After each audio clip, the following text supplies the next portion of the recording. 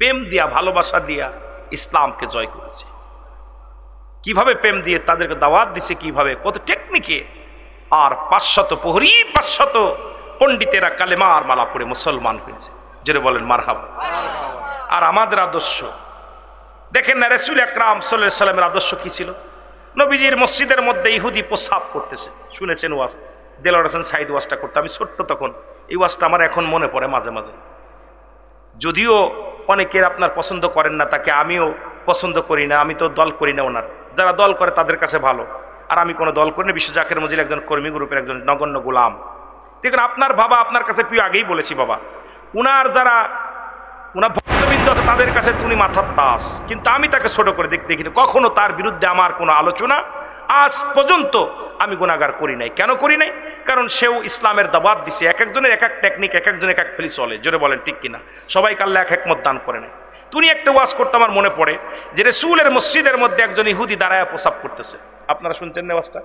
ওনার মুখের ওয়াজ। তো রাসূল পাক সাল্লাল্লাহু আলাইহি সাল্লামের সাহাবী ধমক দেয়, ধমক দিচ্ছে। নবীজি বলে, ধৈর্য তো, ধমক দিচ্ছ কেন?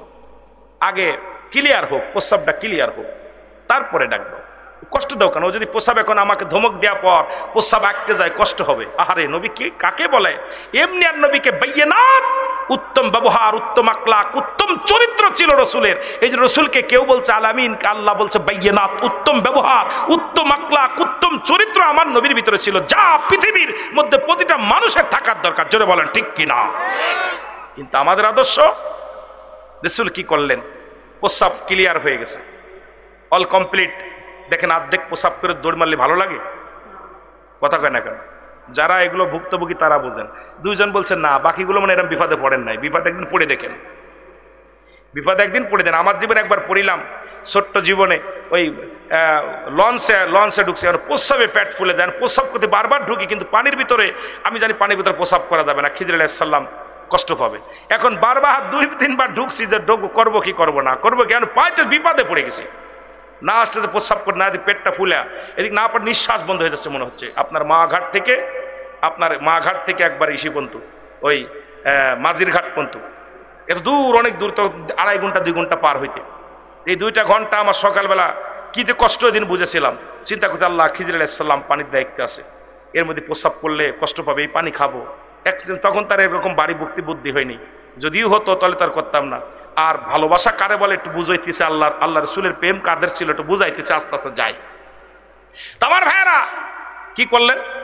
তখন ওই রাসূল সাল্লাল্লাহু আলাইহি সাল্লাম বলতে, বাবা এদিকে আসো, ইহুদি এদিকে আসো, ডাকছে। যুবক, জি হুজুর।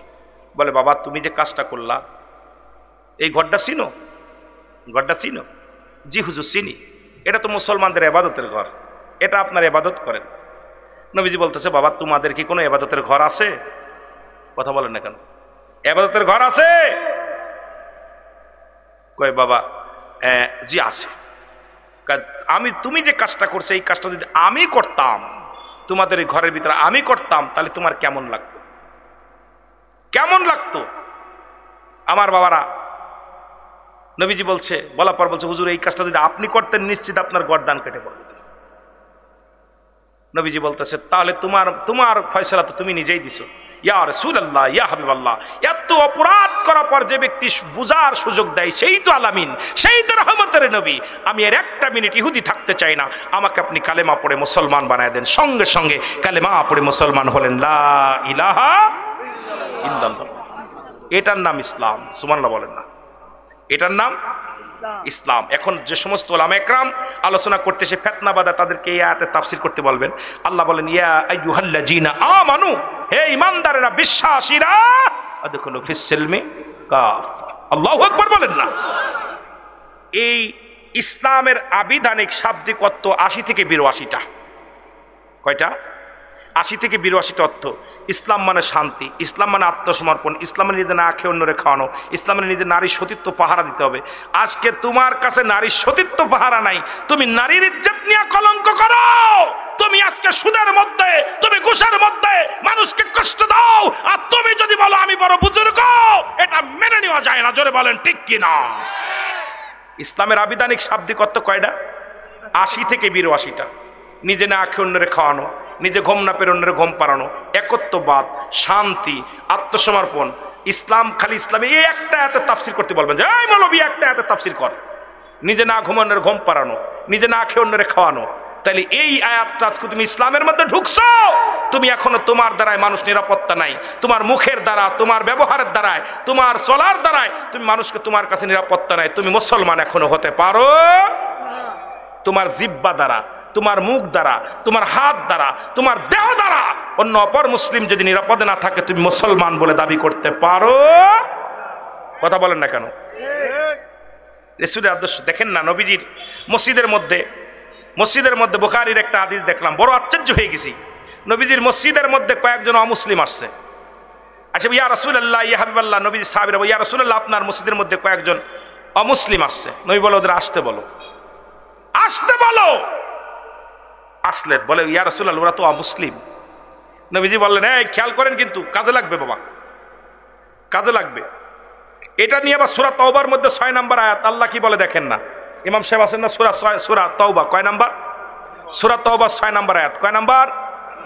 কোরআনের মধ্যে লেখছে এইভাবে, ঠিক আপনারা দেখে নেবেন, ভালো করে দেখে নেবেন। আমি আলোচনা ওদিক যাচ্ছিলাম, এদিক চলে আসছি, যদি মাঝে মাঝে টাচ দিতে আসছি এগুলো খেয়াল করবেন, কারণ আমি তো আর আগেই বলছি বাবা আমি এত বড় জ্ঞানী না, জাননেওয়ালা না, বন্নেওয়ালা না। বলার ভিতর ভুল থাকতে পারে, চলার ভিতর ভুল থাকতে পারে, কথার ভিতর ভুল থাকতে পারে, সংশোধন হতে হবে। এই জন্য অ্যারিস্টটল, সক্রেটিস বই লেখা পর বলছে নো দাইসেল, নিজেকে নিজে চিনতে হবে।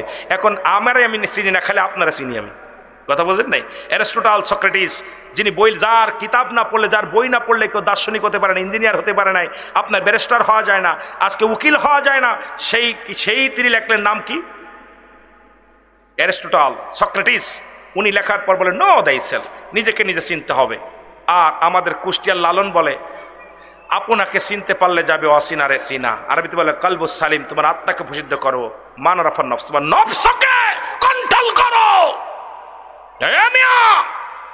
তুমি নিজেরাই চিনতে পারো নাই, তুমি খালি অন্যের পিছে লেগে গেলে, অন্যের পিছে লেগে গেলে। তুমি কেমন আলেম, তুমি কেমন মৌলবী, কেমন মুফতি, কেমন পীর সাহেব, তুমি অন্যের সমালোচনা বাদ দাও, নিজের নিজে আগে বিলিয়ে দাও। জোরে বলেন ঠিক কি না? আরো জোরে বলেন আল্লাহু আকবার।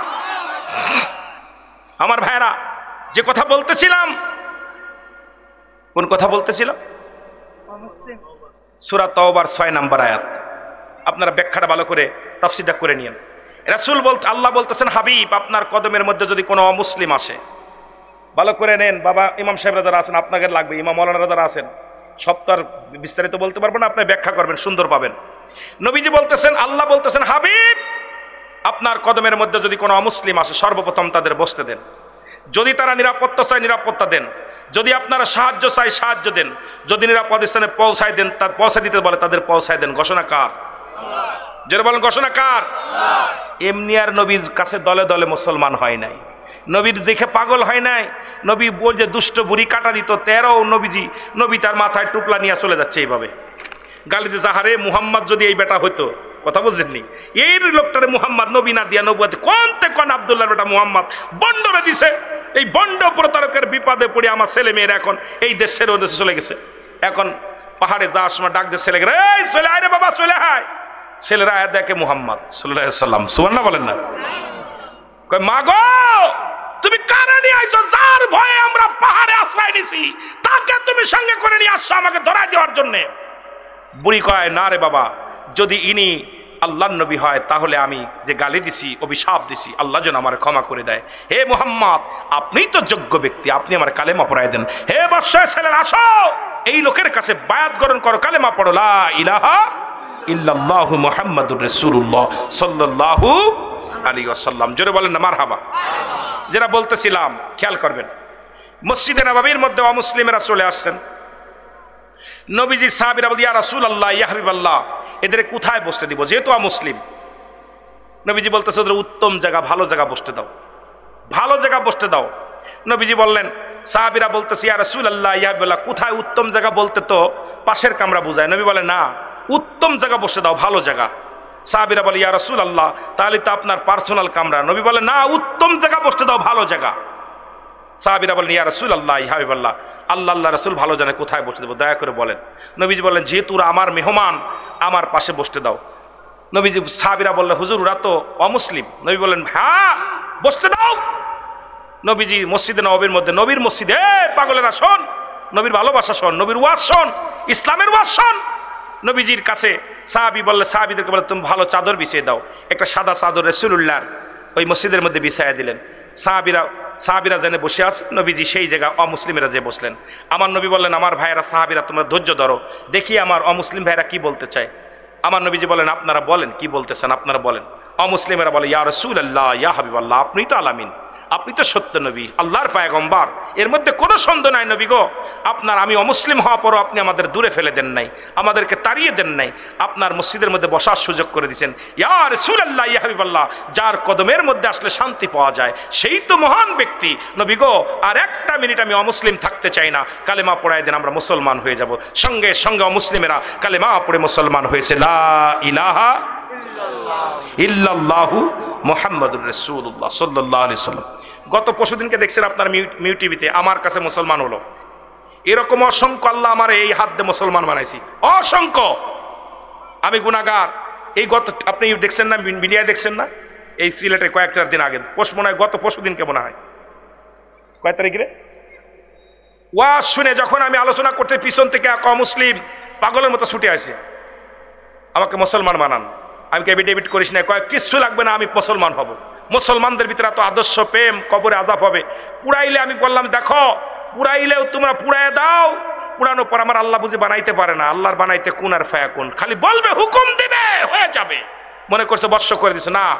এটা ওই দিন ওয়াজ করতেছিলাম যে আল্লাহর কবরের ভয়ে এক ব্যক্তি, কবরের ভয়ে উনি কি করলো, কবরের ভয়ে উনি ওনার সন্তানদের বললেন আমাদেরকে পুরায় বর্ষ করে দিও যাতে আল্লাহ ধরতে না পারে, পুরায় ধরতে বর্ষ করে দিও। কিন্তু তাকে পুরানোর পর দেখা গেল ওই ছাই নিয়ে তাকে আবার জীবিত করা হলো।